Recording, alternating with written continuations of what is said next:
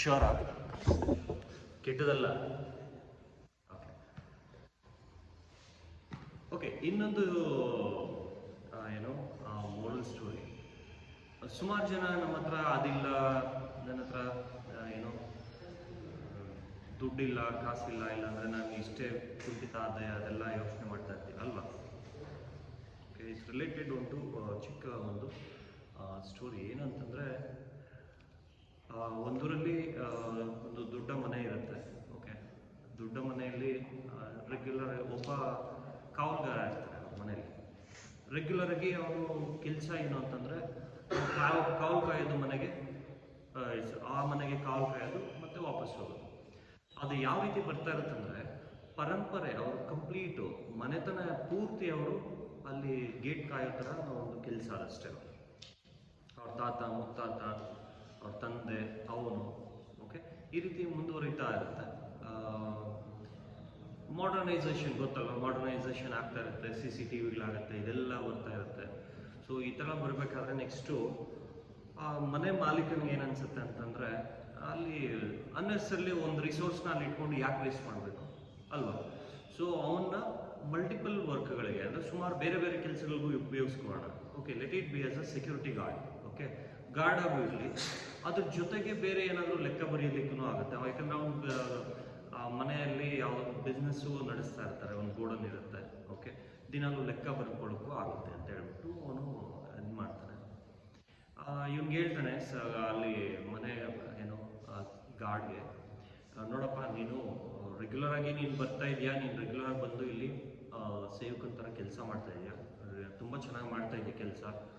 ಜೊತೆಗೆ ನೀನು ಇನ್ನೂ ಒಂದು ಕೆಲಸ ಮಾಡಬೇಕು, ಏನಂದರೆ ಲೆಕ್ಕ ಬರ್ಕೋಬೇಕು ಅಂತ ಹೇಳ್ತಾನೆ.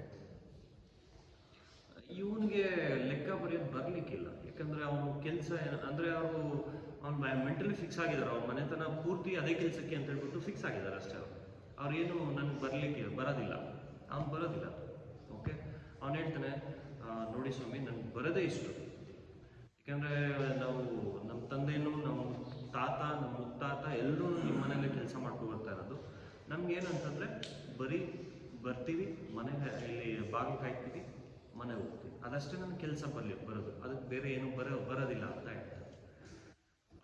ಇವನಿಗೆ ಮಾಲೀಕನಿಗೆ ಏನು ಅನ್ಸುತ್ತೆ ಅಂತಂದರೆ ಅವ್ನು ಇಟ್ಕೊಂಡು ಅವನಿಗೆ ಸಂಬಳ ಕೊಡೋದು ವೇಸ್ಟ್ ಆಗುತ್ತೆ ಅಲ್ವಾ. ಸೊ ಇನ್ನೊಬ್ಬರನ್ನ ಹೈಯರ್ ಮಾಡಬೇಕಷ್ಟೇ. ಅವನು ಹೇಳ್ತಾನೆ, ನಾಳೆಯಿಂದ ನೀನು ಬರಬೇಡಪ್ಪ, ನಿನಗೆ, ಯಾಕಂದರೆ ನಮಗೆ ಕೆಲಸಕ್ಕೆ ಬೇಕಾಗಿರೋದು ಈ ಥರದ್ದವರು, ಅಂದರೆ ಎರಡೂ ಕೆಲಸ ಮಾಡಬೇಕು, ಲೆಕ್ಕನೂ ಬರ್ಕೋಬೇಕು, ಜೊತೆಗೆ ಮನೆ ಬಾಗಿಲಲ್ಲೂ ಕಾಯ್ಕೊಂಡಿರ್ಬೇಕು. ಈ ರೀತಿ ಕೆಲಸದವ್ರು ಬೇಕು ನನಗೆ. ಯಾಕಂದರೆ ವೆಹಿಕಲ್ಸ್ ಬರ್ತಾ ಇರುತ್ತೆ, ಹೋಗ್ತಾ ಇರುತ್ತೆ, ಎಷ್ಟು ಬರುತ್ತೆ, ಏನು ಬರುತ್ತೆ ಅಂತೆಲ್ಲ ಚೆಕ್ ಮಾಡಬೇಕು. ನೀನು ಬಂದು ಬರೀ ನಿಲ್ಕೊಂಡು ಹೊಟ್ಟೋದ್ರೆ ಆಗೋದಿಲ್ಲ. ಇವನಿಗೆ ತುಂಬ ಬೇಸರ ಆಗುತ್ತೆ, ಯಾಕಂದರೆ ಸುಮಾರು ವರ್ಷಗಳಿಂದ ಪರಂಪರೆ ಬಂದಿರುತ್ತೆ. ಈಗ ಮತ್ತೆ ಅವ್ನಿಗೇನು ಬೇರೆ ಕೆಲಸನೂ ಗೊತ್ತಿಲ್ಲ, ಬೇರೆ ಕೆಲಸ ಹೊರಗಡೆ ಏನು ಕೆಲಸನೂ ಗೊತ್ತಿಲ್ಲ, ಬರೀ ಅದಷ್ಟೇ ಕೆಲಸ ಗೊತ್ತಿಲ್ಲ ಅವನಿಗೆ. ಅವನು ಕೆಲಸದಿಂದ ಹೊರಗಡೆ ಬರ್ತಾನೆ, ಕೆಲಸ ಏನು ಮಾಡಬೇಕು ಅಂತ ಗೊತ್ತಿಲ್ಲ. ಒಂದು ತಿಂಗಳು ಅಲಿತಾನೆ, ಮತ್ತೆ ಇನ್ನೊಂದು ತಿಂಗಳು, ನೆಕ್ಸ್ಟ್ ತಿಂಗಳಲ್ಲೂ ಅಲಿತಾನೆ. ಕೆಲಸ ಯಾವುದು ಸಿಗೋದಿಲ್ಲ ಅಂತ ಅವ್ನಿಗೆ ಬೇಕಾಗಿರೋಂಥ ಕೆಲಸ, ಅಂದರೆ ಬರೀ ಮನೆ ಕೆಲಸ, ಏನು ಕಾವಲು ಕಾಯೋಂಥ ಕೆಲಸ ಯಾವುದು ಸಿಗಲಿಕ್ಕಿಲ್ಲ. ಕೊನೆಗೆ ಅವನೇನು ಮಾಡ್ತಾನೆ, ನನಗೆ ಕೆಲಸ ಸಿಗೋದಿಲ್ಲ ಅಂತ ಹೇಳ್ಬಿಟ್ಟು ನಿರಾಶೆ ಆಗ್ಬಿಟ್ಟು ಕೊನೆಗೆ ಯಾವುದೋ ಒಂದು ಏನಾದರೂ ಒಂದು ಮಾಡಬೇಕೀಗ, ಜೀವನೋಪಾಯ ಮಾಡಬೇಕಲ್ವ, ಸುಮ್ಮನೆ ಹಂಗೆ ಇರಲಿಕ್ಕಿಲ್ಲ. ಯಾಕಂದರೆ ಹೆಂಡತಿ ಮಕ್ಕಳು ಅವನ್ನ ಸಾಕಬೇಕು, ಅದೆಲ್ಲ ಇರುತ್ತೆ, ಜೀವನೋಪಾಯ ಮಾಡಬೇಕು ಅಂತ ಹೇಳ್ಬಿಟ್ಟು ಅವನು ಏನು ಮಾಡ್ತಾನೆ ಅಂದರೆ, ಸರಿ ಅವ್ನು ಗೊತ್ತಿರೋದೇನು ಸೆಕ್ಯೂರಿಟಿ ಕೆಲಸ, ಅದರಲ್ಲಿ ಏನಾದರೂ ಒಂದು ಮಾಡಬೇಕು. ಏನು ಮಾಡ್ತಾನೆ, ಸುಮಾರು ಕಂಪ್ನಿಗಳ ಹತ್ರ ಹೋಗ್ತಾನೆ, ಸುಮಾರು ಈ ಥರ ಮನೆಗಳ ಹತ್ರ ಹೋಗ್ತಾನೆ. ನಿಮಗೆ ಯಾವ ರೀತಿಯಂಥ ಹುಡುಗ ಬೇಕು ಅಂತ ಹೇಳ್ಬಿಟ್ಟು ಒಂದು ಚೆಕ್ ಮಾಡ್ತಾನೆ. ಚೆಕ್ ಮಾಡಿಬಿಟ್ಟು ಕೊನೆಗೆ ಅವ್ರಿಗೇನಂದರೆ ಸಮಥಿಂಗ್ ಸ್ವಲ್ಪ ಕ್ವಾಲಿಫಿಕೇಷನ್ ಇರಬೇಕು, ಏನಾದರೂ ಬರೆಯೋದು ಓದೋದು ಬರಬೇಕು, ಮತ್ತು ಮನೆಯನ್ನು ಪ್ರೊಟೆಕ್ಟ್ ಮಾಡಬೇಕು, ಮನೆ ಅಥವಾ ಕಂಪ್ನಿನ ಪ್ರೊಟೆಕ್ಟ್ ಮಾಡೋ ಆ ಥರ ಹುಡುಗ ಬೇಕು ಅಂತ ಹೇಳ್ತಾನೆ. ಕೊನೆಗೆ ಅವನು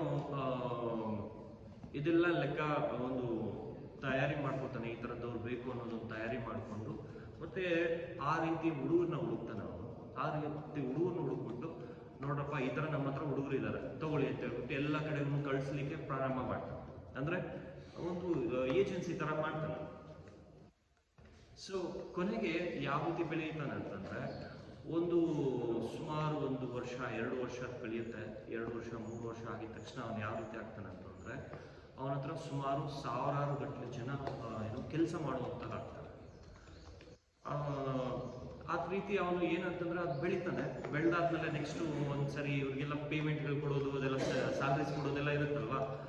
ಅವನು ಹೈಯರ್ ಮಾಡ್ತಾ ಇರೋರು ಯಾವ ಥರ ಇರ್ತಾರೆ ಅಂದರೆ MBAಗಳು ಇರ್ತಾರೆ, ಎಲ್ಲ ದೊಡ್ಡ ದೊಡ್ಡ ಪೊಸಿಷನ್ ಅಂದರೆ ಒಳ್ಳೆ ಕ್ವಾಲಿಫಿಕೇಷನ್ ಇರೋರೆಲ್ಲ ಇರ್ತಾರೆ.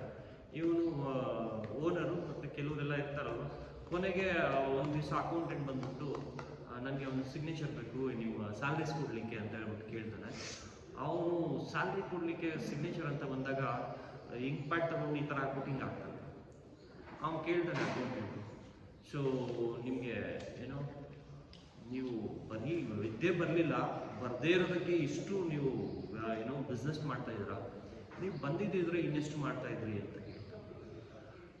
ಅವನು ಅವಾಗ ಹೇಳ್ತಾನೆ, ನೋಡಪ್ಪ ನಾನು ವಿದ್ಯೆ ಬಂದಿದ್ದಿದ್ರೆ ನಾನು ಇಲ್ಲೆಲ್ಲ ನಿಮ್ಮ ಥರ ನಾನು ಮನೆ ಕಾಯ್ಕೊಂಡಿರ್ತಾ ಇದ್ದೆ. ಅಟ್ಲೀಸ್ಟ್ ನಾನು ಬರದೇ ಇರೋದಕ್ಕೆ ನಾನು ಈ ರೀತಿ ಬೆಳೆದಿದ್ದೀನಿ ಅಂತ ಹೇಳ್ತಾರೆ. ಸೊ ಇದು ಮೋರಲ್ ಆಫ್ ದ ಸ್ಟೋರಿ ಏನಂತಂದರೆ, ಕೆಲವೊಂದು ಟೈಮಲ್ಲಿ ನಮ್ಮ ಹತ್ರ ಇರೋದ್ರಲ್ಲೇ ನಾವು ಸ್ಯಾಟಿಸ್ಫ್ಯಾಕ್ಷನ್ ಆಗಿರ್ತೀವಿ. ಮತ್ತೆ ಇನ್ನಷ್ಟು ಬೇಕು, ಮಗದಷ್ಟು ಬೇಕು ಅಂತಂದರೆ ಸಮ್ಟೈಮ್ಸ್ ಇಟ್ಸ್ ನಾಟ್ ವರ್ಕೌಟ್. ಏನಂದರೆ ಅದು ನಮ್ಮನ್ನು ಕೆಲವೊಂದು ಟೈಮಲ್ಲಿ ಕೆಳಗಡೆ ಇರುತ್ತೆ, ಅಂದರೆ ಎಲ್ಲ ಟೈಮಲ್ಲೂ ಅಲ್ಲ, ಸ್ವಲ್ಪ ಯೋಚನೆ ಮಾಡಬೇಕಾಗತ್ತೆ. ಅಂದರೆ ಛಲವನ್ನು ತರಿಸುತ್ತೆ ನಮ್ಮಲ್ಲಿ. ಓಕೆ, ಛಲವನ್ನು ತರಿಸುತ್ತೆ, ನಾವು ಯಾವ ರೀತಿ ಇರಬೇಕು ಅನ್ನೋದನ್ನು ಮಾಡುತ್ತೆ, ಆ ಅಂಗರನ್ನು ಕ್ರಿಯೇಟ್ ಮಾಡುತ್ತೆ. ಓಕೆ, ಸೊ ನಮಗೆ ಆ ಮನೆ ಬೇಕು, ಈ ಮನೆ ಬೇಕು, ನನಗೆ ಆ ಥರ ಇರಬೇಕು, ಈ ಥರ ಇರಬೇಕು, ಅದೆಲ್ಲ ಬಿಟ್ಟು ಕೆಲವೊಂದು ಟೈಮಲ್ಲಿ ನೀವು ಮಾಡೋ ಕೆಲಸದಲ್ಲಿ ಎಕ್ಸಲೆನ್ಸ್ ಆಗಿ ಮಾಡಿ. ಅಂದರೆ ನಾವು ಇಲ್ಲಿ ಯೋಗ ಮಾಡ್ತಾ ಇದ್ದೀವಿ, ಯೋಗದಲ್ಲಿ ಪರ್ಫೆಕ್ಟಾಗಿ ಮಾಡಿ. ಓಕೆ, ಅಲ್ಲಿ ಇನ್ನೊಂದು ಕಡೆ ಯೋಗ ಚೆನ್ನಾಗಿ ಮಾಡ್ಕೊಡ್ತಾರೆ, ಅಂದರೆ ಬೇರೆ ಎಲ್ಲೋ ದುಡ್ಡು ಕೊಟ್ಟರೆ ಚೆನ್ನಾಗಿ ಮಾಡ್ತಾರೆ. ಸೊ ಆ ರೀತಿ ಎಲ್ಲ ಬೇಡ. ಇಲ್ಲಿ ಮಾಡ್ತಾ ಇದ್ದೀರಾ, ನಿಮ್ಗೆ ಕರೆಕ್ಟಾಗಿ ಸಿಗ್ತಾ ಇದೆಯಾ, ಸ್ವಲ್ಪ ಏನು ಮಾಡ್ತಾ ಇದ್ದೀರೋ ಅದನ್ನು ನೀಟಾಗಿ ಮಾಡ್ತಾ ಇದ್ದೀವಿ. ಅಭ್ಯಾಸ, ಯಾವುದೇ ಒಂದು ಅಭ್ಯಾಸ ಮಾಡಬೇಕಾದ್ರೆ ಅದರಲ್ಲೇ ಎಕ್ಸಲೆನ್ಸ್ನ ಮಾಡಿ. ನಿಮ್ಮ ಕೆಲಸಗಳಲ್ಲೂ ಅಷ್ಟೇ, ನಿಮ್ಮ ಕೆಲಸ ಮಾಡಬೇಕಾದ್ರೆ ಓಕೆ ನಾನು ಮ್ಯಾನೇಜರ್ ಪೊಸಿಷನ್ಗೆ ಹೋಗ್ಬೇಕು ಅಂತ ಮಾಡಬೇಡಿ. ನಿಮ್ಮ ಕೆಲಸದಲ್ಲಿ ಯಾವ ರೀತಿ ನೀವು ಪ್ರವೀಣರಾಗ್ತೀರಾ, ಅಂದರೆ ಅದರಲ್ಲಿ ಎಕ್ಸಲೆನ್ಸ್ನ ಯಾವ ರೀತಿ ಮಾಡಬೇಕು ಅನ್ನೋದನ್ನು ತಿಳ್ಕೊತಾ ಅದನ್ನು ಮಾಡಿ. ಸೊ ನಿಮಗೆ ಸಕ್ಸಸ್ ಅನ್ನೋದು ಆಟೋಮೆಟಿಕ್ಕಾಗಿ ಬರುತ್ತೆ. ಸೊ ಇಲ್ಲ ನಾನು ಪೊಸಿಷನ್ಗೆ ನೆಕ್ಸ್ಟ್ ಪೊಸಿಷನ್ಗೆ ಹೋಗಬೇಕು, ನಾನು ಇವಾಗ ಮ್ಯಾನೇಜರ್ ಆಗಿದ್ದೀನಿ, ಸೀನಿಯರ್ ಮ್ಯಾನೇಜರ್ ಆಗಬೇಕು, ಇಲ್ಲ ನೆಕ್ಸ್ಟ್ ಇನ್ನು ಅದಕ್ಕಿಂತ ಮೇಲೆ ಪೊಸಿಷನ್ಗೆ ಹೋಗಬೇಕು ಅಂತ ಹೇಳ್ಬಿಟ್ಟು ನೀವು ಆ ಥರ ಆ ಪೊಸಿಷನ್ನ ನೋಡ್ಕೊತಾ ಹೋಗ್ತಾ ಇದ್ರೆ ನಿಮ್ಮ ಎಕ್ಸಲೆನ್ಸ್ ಅನ್ನೋದು ಬರೋದಿಲ್ಲ. ಅದಕ್ಕೆ ಕಾಂಪಿಟೇಷನ್ ಆಗ್ತೀರಾ. ನೀವು ಕಾಂಪಿಟೇಷನ್ ಮಾಡ್ಲಿಕ್ಕೆ ಹೋಗ್ತೀರಾ, ಆ ಕಾಂಪಿಟೇಷನ್ ಮಾಡೋರು 4-6 ಜನ ಇರ್ತಾರೆ, ಅದರಲ್ಲಿ ನೀವು ಒಬ್ಬರಾಗ್ತೀರ. ಅದರಲ್ಲಿ ನೀವು ಒಬ್ಬರಾಗದೆ if you want to stand out of the box, ಅಂದರೆ ಹೊರಗಡೆ ನಿಲ್ಕೊಂಡು ಅದಕ್ಕೆ ಯಾವ ರೀತಿ ಒಂದು ಕ್ವಾಲಿಫೈ ಆಗಬೇಕು ಅದನ್ನು ಮಾಡಬೇಕಂದ್ರೆ ನೀವು ಮಾಡೋದು ಕೆಲಸದಲ್ಲಿ ಪ್ರಾವೀಣ್ಯತೆ ಪಡಿಬೇಕು, ನೀವು ಮಾಡೋದು ಕೆಲಸದಲ್ಲಿ ಎಕ್ಸಲೆನ್ಸ್ ಅಂತ ಇರಬೇಕು. ಒಂದು ಈಗ out of the box thinking ಅಂತ ಹೇಳ್ತೀವಿ, ಆ ರೀತಿ ಇರಬೇಕು. ಅರ್ಥ ಆಯ್ತಲ್ಲ? So this is a more. Okay, next Bhagavad Gita. Coming to Bhagavad Gita. ನೆನ್ನೆ ಎಲ್ಲ ಏನು ಮಾಡಿದ್ದೀವಿ?